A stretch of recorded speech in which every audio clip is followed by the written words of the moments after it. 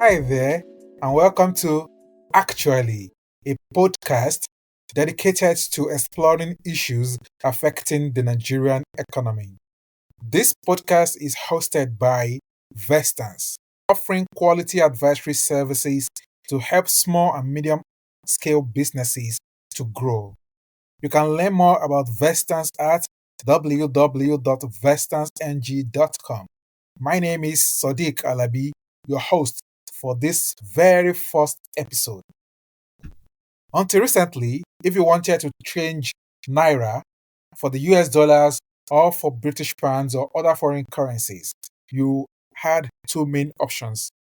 You could either call your contact at Zone 4 in Abuja, Sabo in Ibadan, or the many places in Lagos where you could change Naira into foreign currencies, and they will help you to do the change at the black market rate, or you could use an app. This is one side of the coin. The other side is that you could walk into a Nigerian banking hall and change the Naira at an official rate determined solely by the Central Bank of Nigeria. These two markets operated separately from each other. But all this changed 2 months ago when the CBN floated the Naira, allowing people in the official market to trade Naira at whatever rate that they want, as long as they have buyers willing to pay the rate they are stipulating. This policy change has divided opinion, as one would expect. Some say what the CBN has done is the right move to correct the mistakes of the old regime of fixed Naira rates. Others are saying that this policy change is just an attempt by the CBN to abdicate its responsibility to determine the rate at which Naira will be traded and to maintain the strength of Naira as dictated by the Nigerian law. Today, I have two experts with me to discuss this issue. First, I have Dr. Abimbola Agboluaje. He is the Managing Director of WNT Capitas, a strategic communications and investment risk consultancy, and the publisher of Capitas online newspaper. Dr. Abimbola holds a PhD in economics from the University of Cambridge and wrote his thesis on structural adjustment and development aid conditionality. My second guest is the award winning journalist and former business editor at the Cable newspaper, Mr. Mayowa Tijani. He has spent the last decade reporting on Nigeria's monetary policy and won the Best Team Award at the Bloomberg Media Initiative Africa Awards. He has been described as one of Africa's finest fact checkers. Together, we discuss the decision of the CBN to float Naira. I will start with Dr. Agboluaje. How did we get here? What was the previous regime? What was wrong with the previous regime, and how does the new policy change, help address this problem? Yeah, thanks so much, Sadiq. Um, it's a very historic problem. It's a problem Nigeria has always had, which is when oil prices are very high, we have a high exchange rate that enables us to buy all sorts of things from abroad. And when oil prices are low, we do not adjust, i.e., let the currency depreciate. Yeah, people may tell you, oh, Naira has been depreciated in the past. It never had any good effect. That's not really true. What we wait is that what we do is that we wait for so long and we end up doing so little so late. The naira has not been managed in a very flexible way that allows the value to depreciate, recognizing the fact that we don't have enough oil dollars to meet demand for the greenback or any other foreign currency. That's the background, and it's something we've grappled with since the I would say 1970s. But in the last 8 years, it's been very bad because I can remember a period where Nigeria just very stubbornly refused to let the naira slide. So the incidents or phenomenon of dual exchange rates is not new. In the 70s, when I was a kid, there was such a word as RNG. In the 80s and 90s, when I was in secondary school and university, we had a new term called round tripping. It's all the same phenomenon, i.e., all prices collapsing, Nigeria not being able to maintain our exchange rate, but instead of allowing the currency to adjust, we maintain an rate, official rate, and people are able to game the system, access naira at this high exchange rate, then sell on the black market. But that's gone on for 8 years with little flexibility. So that's where we're coming from. I don't know if this answers your question sufficiently, or you want me to further expatiate. Yeah, thanks. I think. So, what was wrong with the policy? Well, I mean, we want naira to be strong, right? So why can't we Yes. defend naira during that period when oil prices go down and we still want our currency to be strong? Why can't we do that? What was wrong with that? Hmm. You know, when you say strong currency, we have to know that this is not really a choice for the president in Aso Rock or the man in the CBN to say, I want a strong currency, and by fiat, you create a strong currency. And even the term strong currency is a misnomer. So if you've been very strategic, you are determining your foreign currency or foreign exchange policy based on economic objectives. What you should say you want is a stable currency. I remember arguing with someone who had links with APC around 2016 or 2015 when the Buhari government came in. We were struggling to maintain the rate, I think, at 220 to 230. And I told the guy that, look, if we made a decision to just devalue the currency to 350, and that's a rate we can maintain. The guy said, no, how can you do that? You kill the economy. And where are we today? It's close to 1,000. Anyway, the point is for your economy to grow, for investment to flow, for people to have the confidence to invest, what you need is a stable currency. A currency that people have the confidence in that when I bring $2 million or 500,000 or $100,000 into the economy, that the exchange rate at which I come in will not suddenly change in 2 weeks or 2 months. Then I lose a lot of money. When I import goods or I have a deal to import goods to Nigeria and I do my business plan based on, let's say, even 1,300 naira to the dollar, I know that we can maintain that rate, minus or plus 30 or 20 naira for two years or 2.5 years. That's what an economy needs to let people invest to create jobs, to create growth, not a strong currency. So I Yeah. think the attraction to that notion of strong currency has been very, very damaging to us. Let's face it, what does a strong currency allow you to do? For people who would say, look, I'm just talking to Renchi, let's, make some, refer to practical things that happened.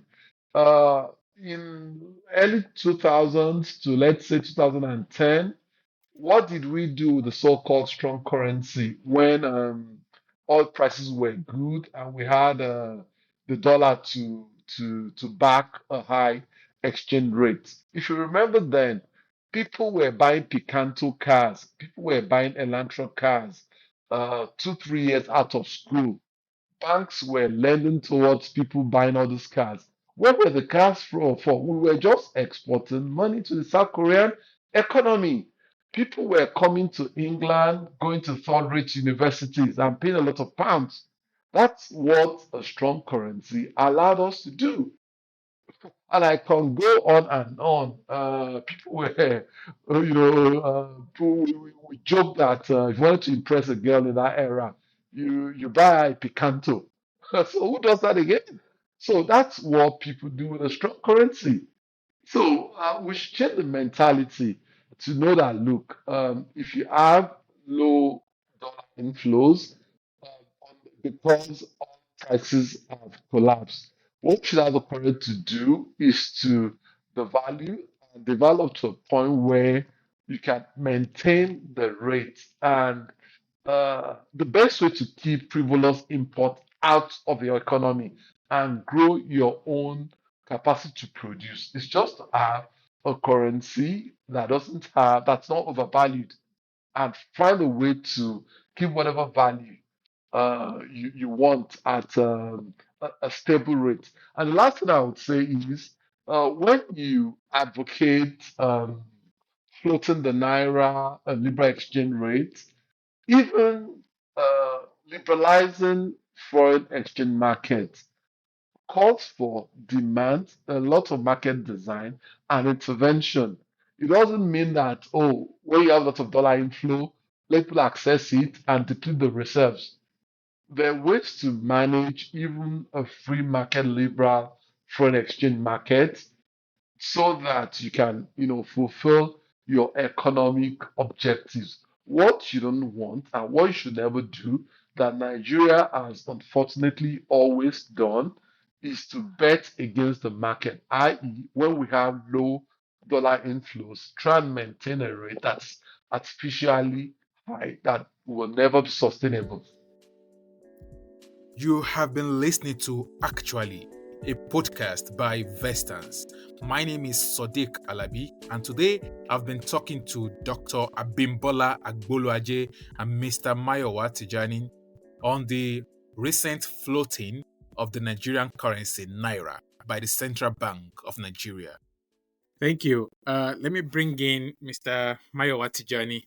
You've been covering these issues for a long time. And there have always been calls for the CBN to float the naira, and the CBN has always resisted this call until now. Why do you think the CBN has chosen this moment to do this policy reversal, if you may? I think that it has become clear to the CBN that we can no longer maintain managed floats or pegged currency system. The CBN does not have the muscle, and by that I mean like the financial muscle, the dollars, to actually defend the naira like it used to do in the past. Recently, you would see in the news that there was a reversal of policy on the bureau de change operators, and this, in my opinion, is also possible because of some expectations that the CBN has. At In the past, one of the things that we did in managing a fixed system, a fixed peg rate, was that we were pumping money into both sides of the market, the parallel market side and the official rate side. So the CBN was basically funding an artificial existence of the naira, which is not something that is sustainable. And I'm very sure that that's actually like one of the reasons why the CBN eventually decided at this point to say, okay, we can no longer continue this. And of course, the new government also is of the opinion that that's not a plan or policy that can work long term. And then, of course, there's also the path of discouraging investors. So if you're artificially deceiving yourself that naira is worth 400, that the dollar is worth 463 naira, and on the parallel markets, that same dollar is worth 750, that deception is going to keep investors away. And with this government seeking that But more investors. this reversal has now meant instability in the market, especially in the parallel markets, which one will expect that there will be a close link between the parallel market and the official I&E markets, Window, yeah. but there's been like a lot of distortion, a huge gap between them over the last few weeks. So there's still instability that this policy reversal was supposed to address. Right. So yes, that instability and that gap is still there, still exists, not as big as it was previously. But I feel like that is expected at the infancy of the policy. I feel like there are a few things that policy should have taken into account. And for me, what I would say that is like easy access to the I&E window. Right now, as in an ordinary Nigerian with $1,000 or something, the entire process of getting funds or selling funds at that window is not particularly easy or obvious, or like it's not as seamless as you would naturally expect for a system where we are taking away all the bottlenecks and making sure that there is unification of rates. And while it could, if we could eventually get to a point where we would have that true unification, is going to be with a number of other policies that sort of allow for transparency in the foreign exchange markets. I believe that a lot of what's happened in the parallel market over the last month is largely artificial. I do not believe that demand is as high as they make it seem. And I do not believe that the prices should be as high as 940, 950 per dollar. So I think that we, of course, need to do a few policy tweaking and tinkering here and there to bring us to a uniform position for the naira. But of course, if you ask me clearly, I'm going to say that yes, I'm one for floating the naira. The instability that we're experiencing right now is, in my opinion, if well managed, temporal. And we would get to a point where I think that we can have one rate that we can quote across the country at any point in time and across any market. What you were speaking about around the investor and exporter window. Mm, right. For example, I can easily download an app, Lemonade, for example, and sell my dollar or pound earning Exactly. through that app. But I have GTB app on my phone and I have Sterling Bank app on my phone, and I cannot still do this today, even if I'm ready to send dollar or pound home from wherever I am around the world. So this this friction, do you see the CBN relaxing? Because I think this is this a policy issue? Don't let me assume. Is it a policy issue? And is this something you think the CBN is open to tweaking to make it easy to use the official channel as it's easy as it is to use the black market channel? Yeah, I think it's a policy issue. I think the CBN needs to open up that black. I wrote about it like maybe a week ago there about that. If you send, if you're sending £2,000 home and you send it from say the UK, um, the Lemonade Finance, if you're sending that through Lemonade Finance credits their own accounts in the UK with your £2,000, Hmm. and they debit their own naira accounts in Nigeria to pay you 2 million naira, whatever the rate is. Now, that liquidity that you are supposed to put into the market does not get into the market. It just goes into a fintech company that uses that shortcoming in your policy to make money for themselves.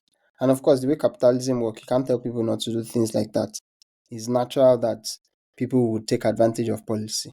So, what the CBN should be doing is for me, I think that what the CBN should be doing is removing all the stops, all the things that are making it difficult for Nigerians to actually participate as actively as possible within the market should be removed.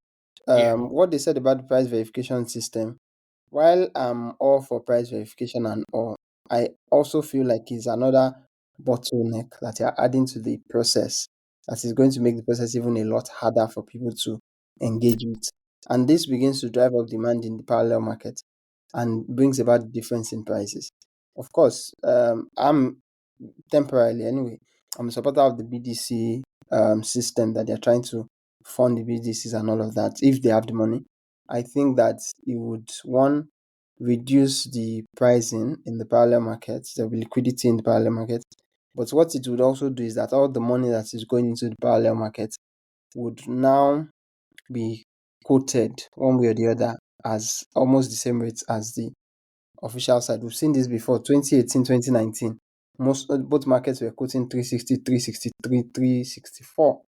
So I feel like it's a policy issue and CBN needs to fix up. Yeah, thank you.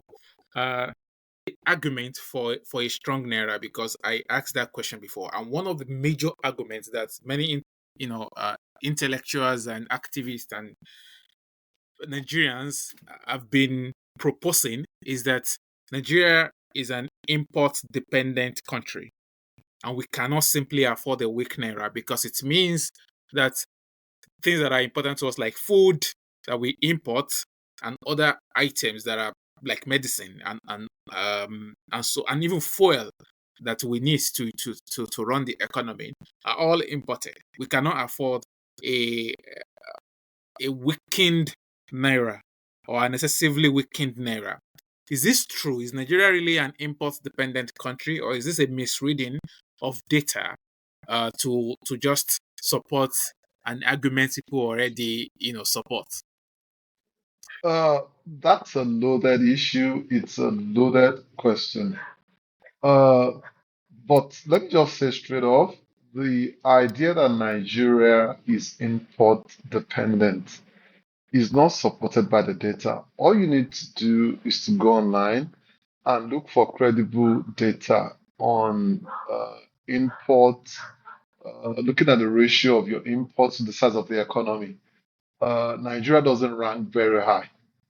So straight off, there's nothing like Nigerian being, one of the top import dependent economies in the world. Then even the idea of import dependency is very funny. Uh, can you kind of, it's useful when you when you discuss the economy to relate it to how people manage their households. So just imagine a family where the head used to be a school principal, and if for one reason or the other the man loses his job, and can he argue that we are a foreign goods dependent household? So we must find a way, despite my losing my job, to keep consuming cornflakes, Kellogg's, to keep Yeah, consuming sardines, to keep consuming imported leather shoes. No, a country is no different.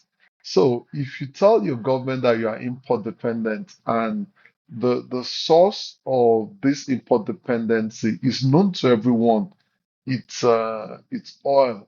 When the prices of oil crashes, whatever that import dependence means has to go. You need to adjust. Like the household would adjust, change what you eat. So instead of cornflakes, move to ogi. Instead of baked beans, move to Nigeria beans. And that gives you a chance to restructure routine and grow. So when people say we're import dependent, even if that's true, and the government owes you a duty to maintain the consumption of imports, it's nonsense. So where does the government get the dollars? So uh, the president or the CBN governor doesn't manufacture dollars in yeah, his bedroom. So what the government is forced to resort to is to maintain a notional rate. So if the black market rate is 800, then you say, oh, and that's what we did for 8 years. So the rate that recognizes our import dependence is it's 430. It works politically, but believe you me, it damages the economy. So this is something we should devote some time to yeah. discussing. So, and I'll say this before, I keep quiet on this. Uh, Having a stable exchange rate that doesn't make your economy, someone described our economy as being recursive, i.e., you take 4 steps forward, 2 years, you take 6 steps backward. And this is very linked to the way we manage foreign exchange. When you get a rate that is stable, a lot of magic can happen in the economy. When you say you want investment in manufacturing, you want investment in all sorts of things. It seems, the price of foreign exchange is the most important price in any economy, even advanced economies that have the manufacturing base. So you can't just say, oh, that price is not important. It's manufacturing that's important. How would you get manufacturing without a stable exchange rate? Let's cast the mind back to periods when our exchange rate were stable, but stable not because of expert management, in my own view, stable more because we had good inflow of forex on the back of high oil prices. But we can think back to what happened in that period. I don't want to mention particular companies, not to seem as if I'm promoting any company, but the fact remains that multinationals, we throw $300 million in opening a new line. Someone will come and invest another $150 million in doing something in your economy. Some Nigerian firms too will borrow, 2 million, 4 million abroad to do something in your economy. And the value chain of those investments in terms of how the economy grows, the jobs that are created, the supply chain down to the guy selling cement or the guy providing wood. The value chain is very deep. So we had a stable currency based on the oil, on very good oil prices. So what we need to do is to have this currency stability that's not very linked to the price of oil. And that's what we need to do. The population is there. We have people that can do the work. So we don't have to keep linking exchange rate to the price of a commodity that does yo-yo. So when you do that, you have a yo-yo economy. When the price is high, of oil is high, you have investment and consumption. When the price of oil is low, the investment disappears, the consumption disappears. Yeah, thanks for that. You give a very good answer to a Thank you. complicated question. um, Let me go back to Mr. Tijani, and I want us to look at how all this affect Nigerian businesses.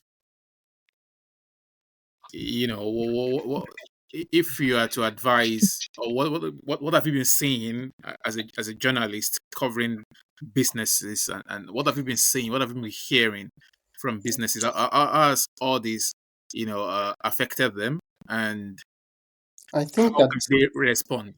I think that a lot of businesses are hurting right now. Of course, it depends on the side of the divide that you're on.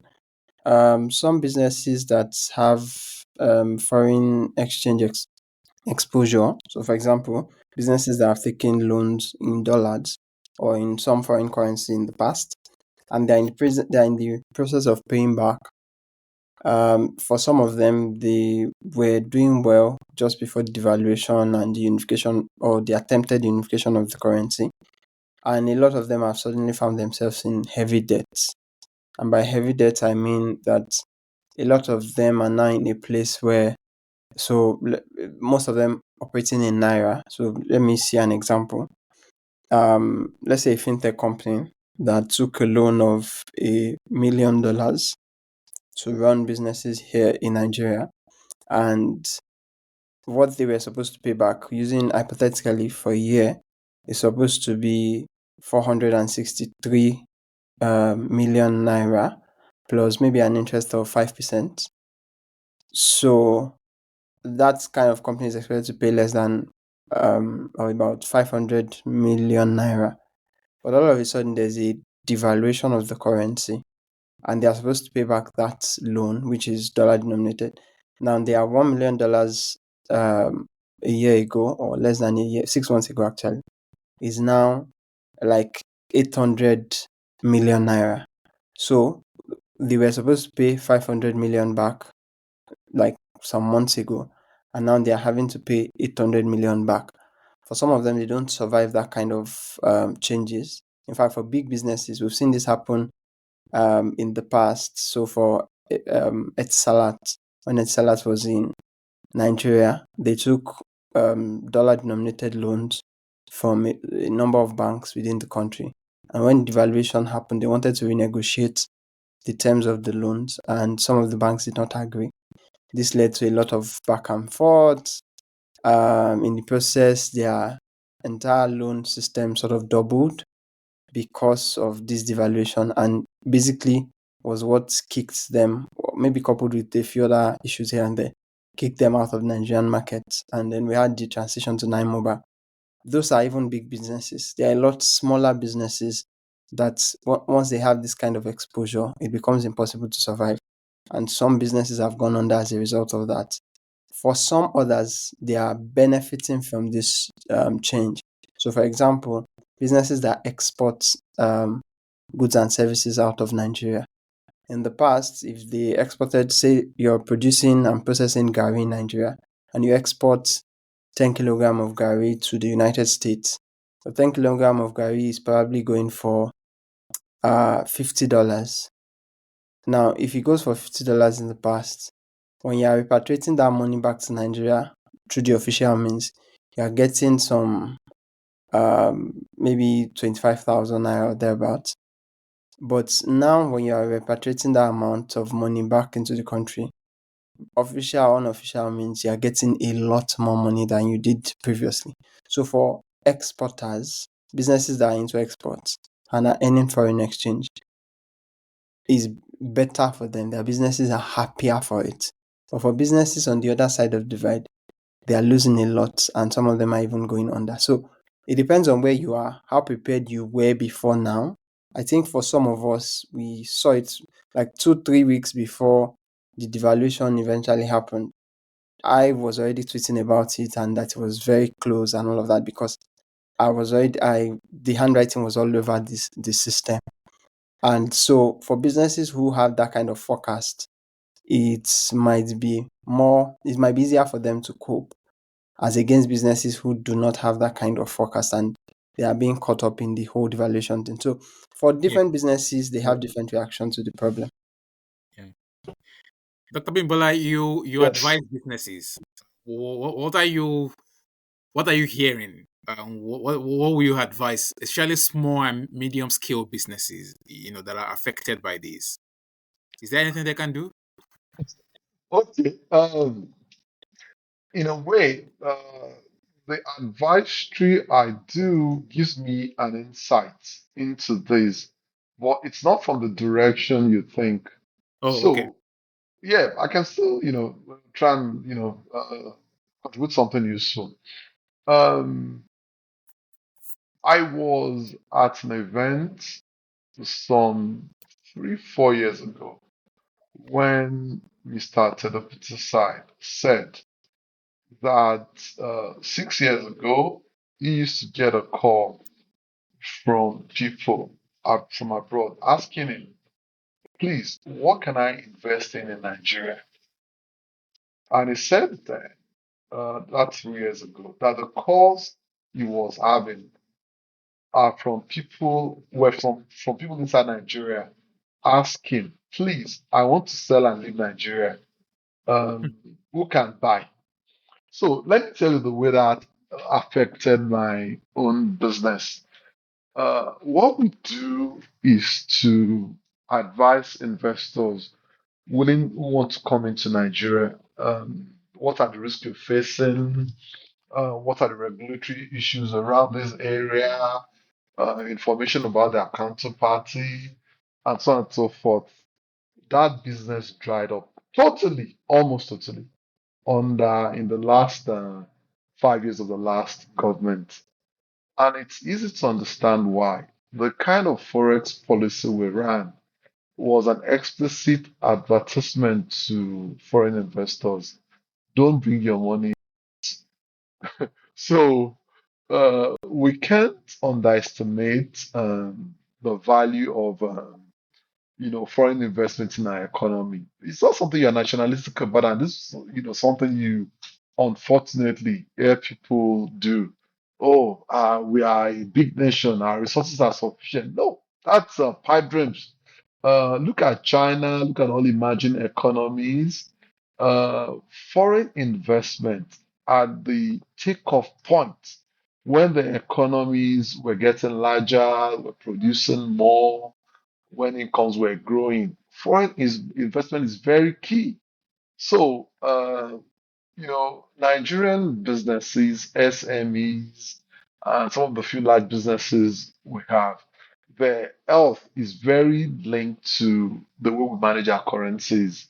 A lot happens for them when there's stability, inflation is low, there's predictability and stability in the exchange rate. And companies are dropping $600 million for FDIs and even for portfolio investment. People are, investing in stocks and bonds to keep the exchange rate stable. So we shouldn't leave this to the to the government alone.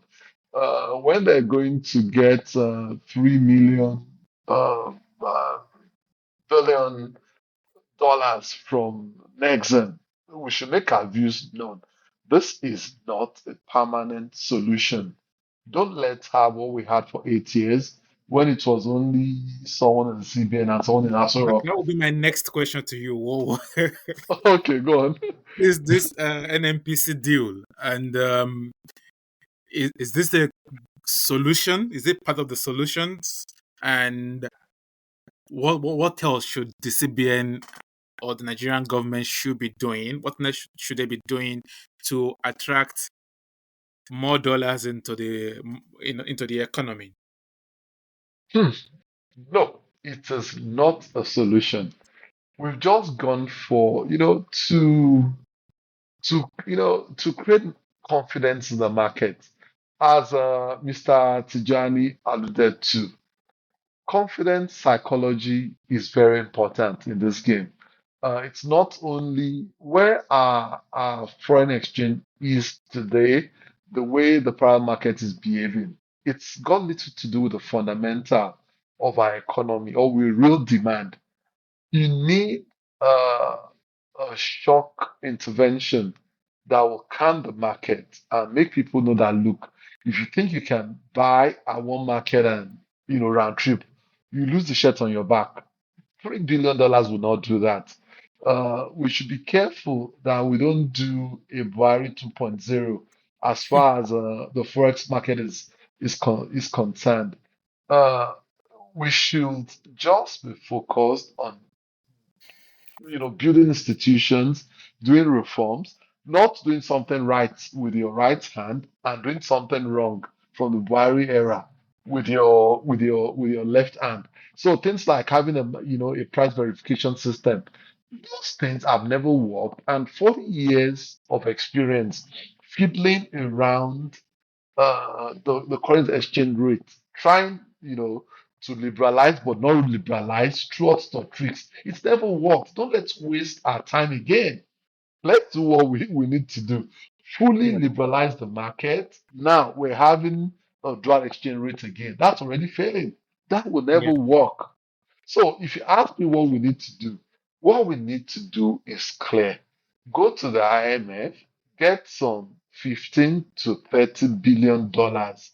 That kind of firepower will calm the market and we can begin to do serious things, more structural economic reforms that can bring a long-term investment and a growth in income. And this last thing I'll say on this, we've already done the art reform, eliminating the fuel subsidy within almost a week, or even less than a week of the government coming in, doing a lot to liberalize foreign exchange market. So you've done enough to, qualify for an IMF package. Argentina has, I think, a $45 billion package from 4 years ago, and the World Bank is still disbursing, despite Argentina not doing what Nigeria has done in the last 2 months. So why don't you just you've done enough to qualify for the loan, add the liquidity for the IMF to support the reform, so you are not forced to backtrack and unwind the good work you have done.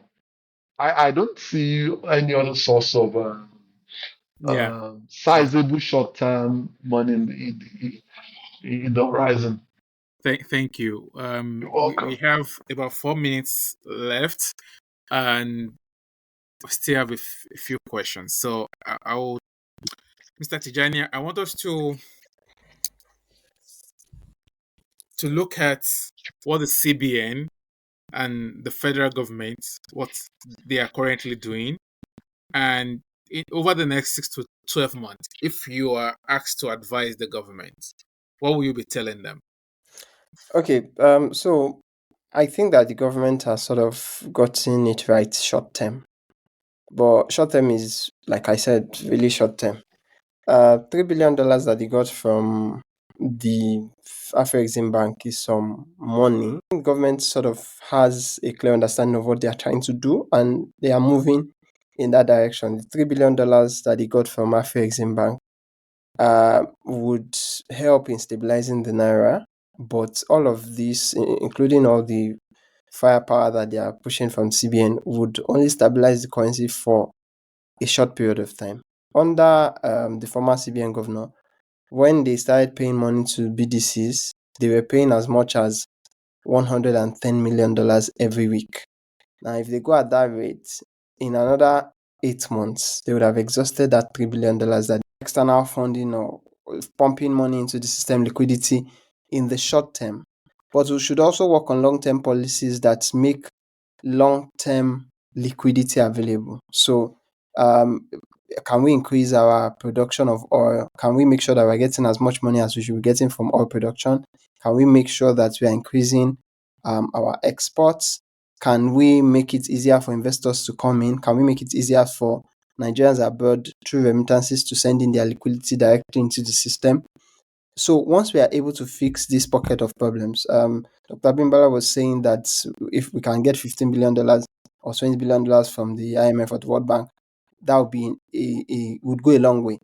Another angle to also look at it from that is also to say, can we sell some of the things that we consider assets now that are not generating good enough money for the government, and use some of the funds that we make in that in making a long-term plan to keep the naira stable. That stability is something that we should not negotiate, not now, not in the future. Yeah, thank you. Dr.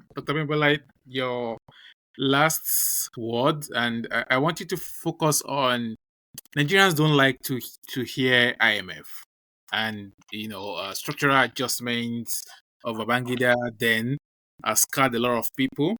But why should we be open to this idea? Of taking the money from IMF and doing the policy reform that will require us to get the money. Why should Nigerians be open to it? Okay.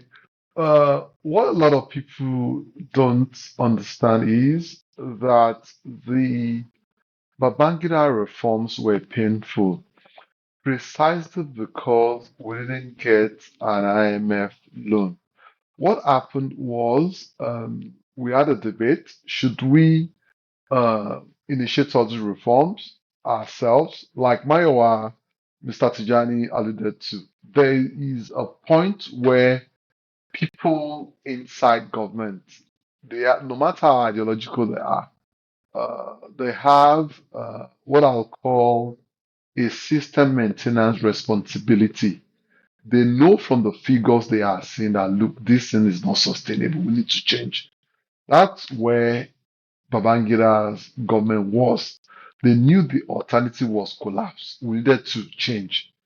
But the politics didn't allow them to now initiate these painful changes. but get the liquidity from the IMF. So we had surgery without any anesthesia. So we're cutting ourselves without any pain relieving medication. And that's why the reforms were so painful and also chaotic and also not very coherent or consistent. We didn't sustain them enough.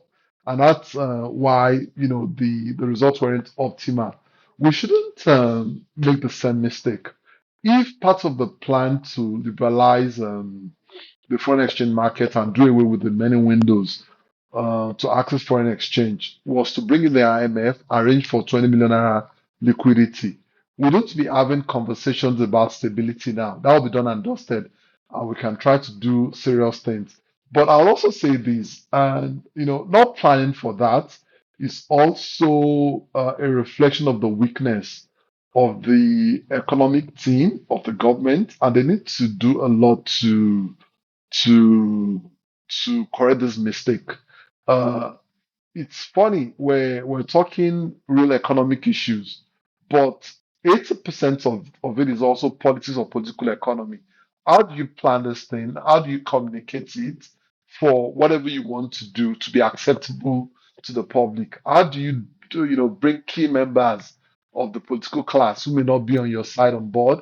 How do you bring key people from civil society on board?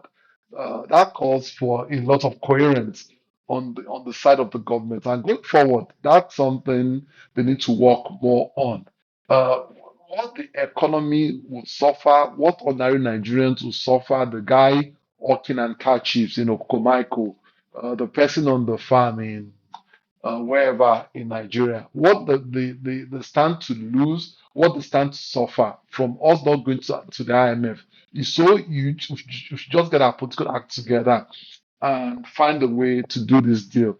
Selling assets may not be something you can do in 2 or 3 months. Those are long-term issues. And there's a danger that as the government makes more mistakes, the naira is floating all around, not stable. The government starts to lose its sense of touch. Things start to go haywire. They're less confident. They start to mess things up and more. We don't want what happened to Jonathan in 2012 when he tried to when he tried to eradicate fuel subsidies and he messed it up. And at that point, it was down the hill for the government. Yeah. Um, from there, we don't want that to happen to this government. Even if you're not voted for them, you don't like them. Sorry, we all live in the economy, and it's our country, it's our economy. So one has to wish them the best and let them get out their acts together and do what may be politically difficult, but what we know is in the short-term and long-term interest of all Nigerians. The guy in the mall, the guy in the boardroom. You just need Yeah. to do it. Thank you so much, Dr. Agboluaje Abimbola, the Managing Director of WNT Capitas, and Mr. Mayowa Tijani, award-winning journalist and the former business editor of TheCable newspaper. It's been an enlightening and interesting conversation talking to both of you on the Nigerian economy and the changes that the Central Bank of Nigeria has brought to the foreign exchange market. We do hope that the Nigerian government and the CBN will continue to engender policies that will bring maximum benefits to the Nigerian economy and the Nigerian people. Thank you to our listeners for joining us on this very first episode of Actually, a podcast by Vestans. Join us next time. Thank you and bye bye.